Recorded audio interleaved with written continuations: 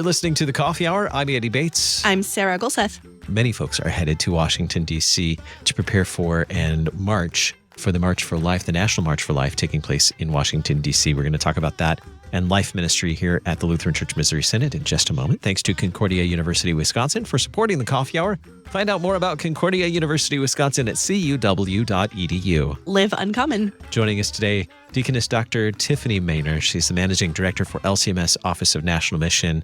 Covers areas of life ministry, family ministry. There are probably about 12 more. Worker wellness. Yeah, a lot of mercy work that we do.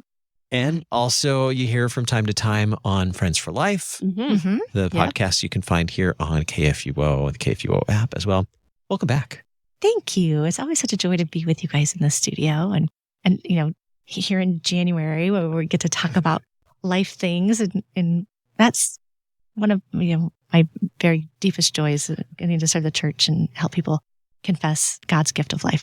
And one of the ways that we celebrate that gift of life and speak on behalf of many who maybe don't have much of a voice, have an opportunity to speak about life issues, is the National March for Life. And I know there's some state marches as well. We'll talk about that in a little bit. But folks are loading up, gearing up. Many are probably loading up on buses now to head to Washington, D.C. for the March for Life, which is taking place this Friday, January 24th. So there's a long history. This is what, 51st year? Is that right? It is. Yeah. So pretty much everybody younger than me would have had a chance to go to a March for Life sometime in their lifetime. Of course, people older than me can too. But yeah, Marches for Life have been happening nationally in Washington, D.C. for a long time. And now the state march movement is growing as well. And the Lutheran Church Missouri Synod, I mean, we've got people who've been involved for a few decades, but as a group, officially being a part of it, we're well into our second decade of marching as the LCMS together in the National March for Life in Washington, D.C. So what typically happens at a March for Life in Washington, D.C.? Well, this is a big one, right? So there's of a few 100,000 people, nothing like hanging out with a few 100,000 of your closest friends. Yeah. There's a lot of people, a lot of other Christians, even unbelievers who are there and marching for life. And there's a lot of other activities and events surrounding it because so many people do go to Washington, D.C. So, one of our recognized service organizations, Lutherans for Life, has a youth event, a conference that's kind of before the march, and then they march, and then they're after the march. And so that's, a fantastic event.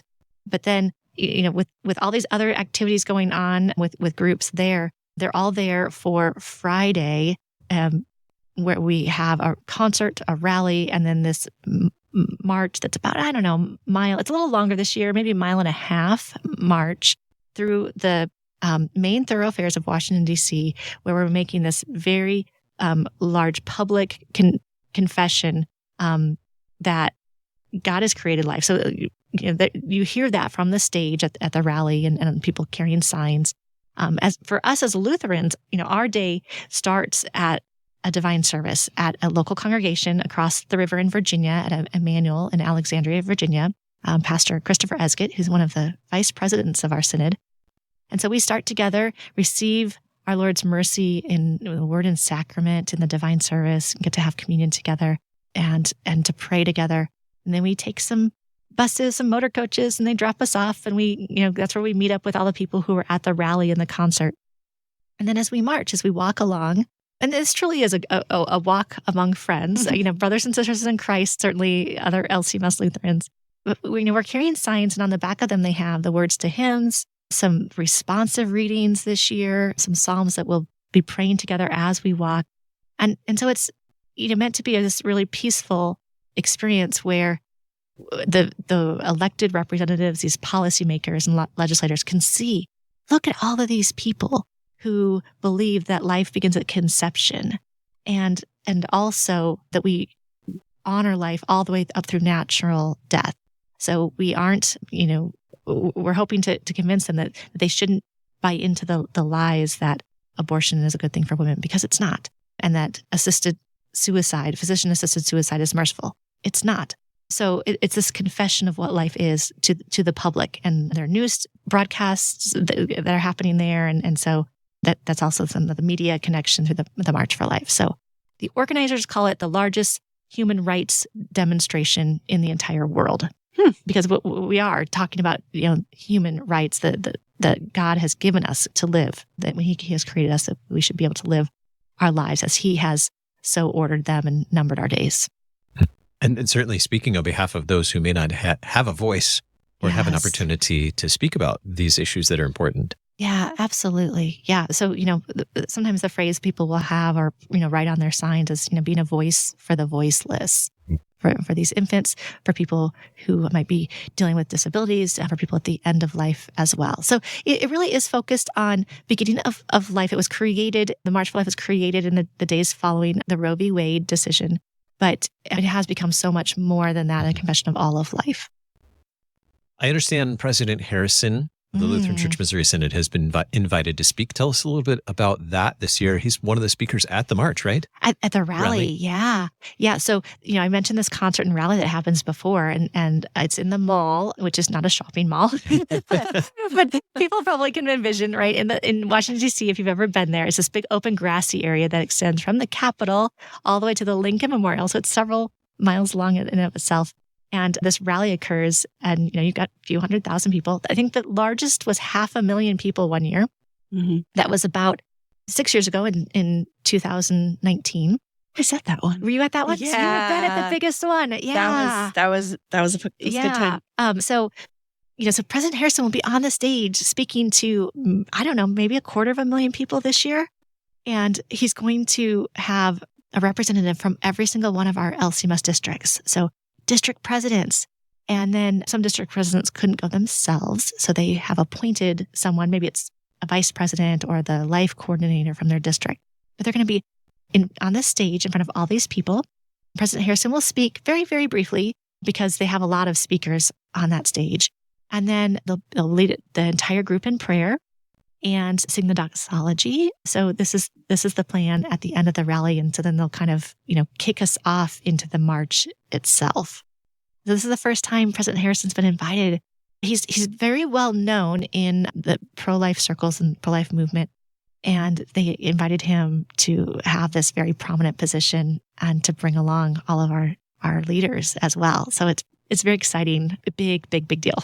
Yeah, that is very exciting. And I'm sure lots of planning has been going into all of this, all of the logistics that you've been involved in for quite a while to make this happen. It's very exciting. Why is it so important for the LCMS to have a presence at the March for Life every year?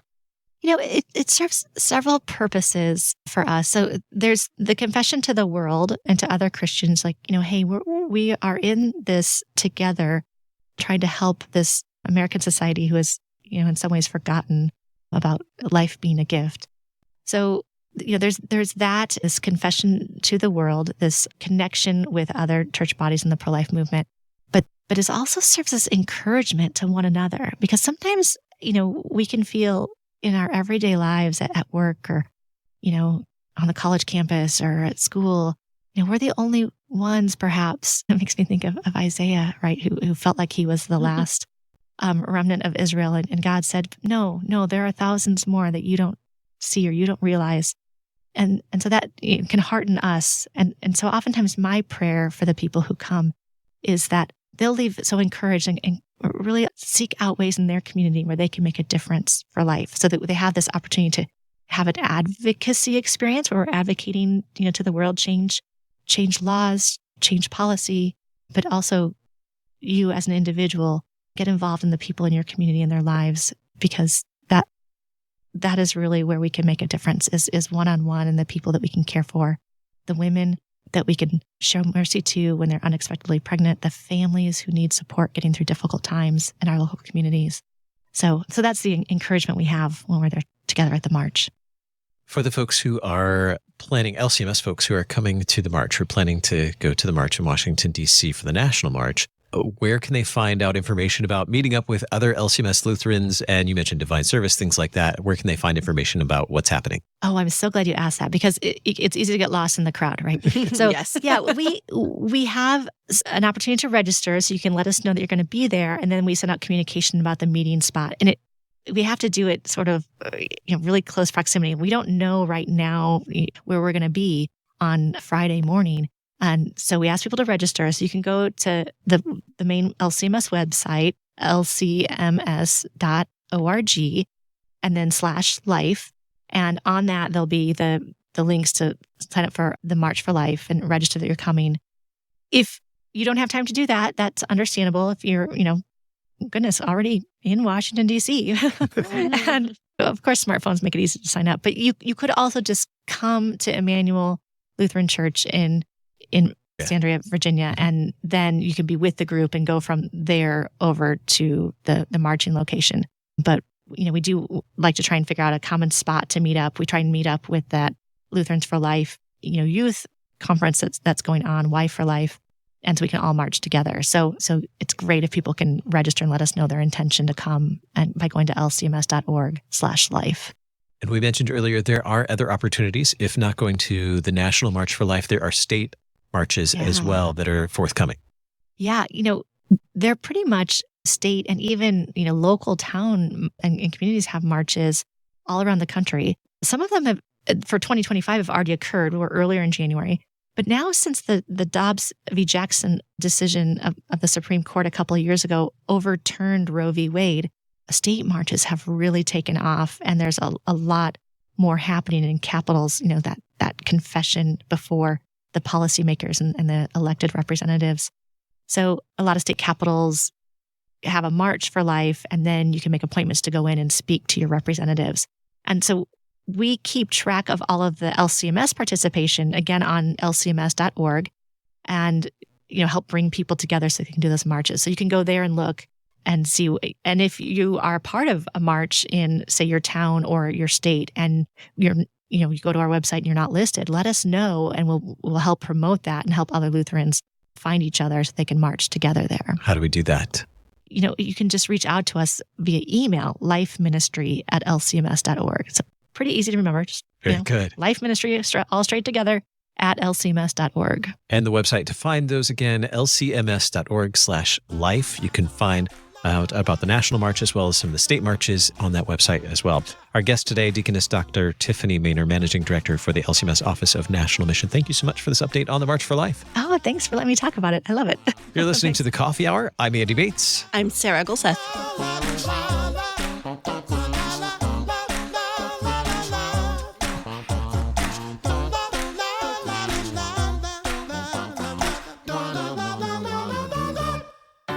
At Concordia University, Wisconsin, we believe you were created for a reason: to use your God-given gifts to help others, to live a life of self-sacrifice in a me-first world, to live a life that's uncommon.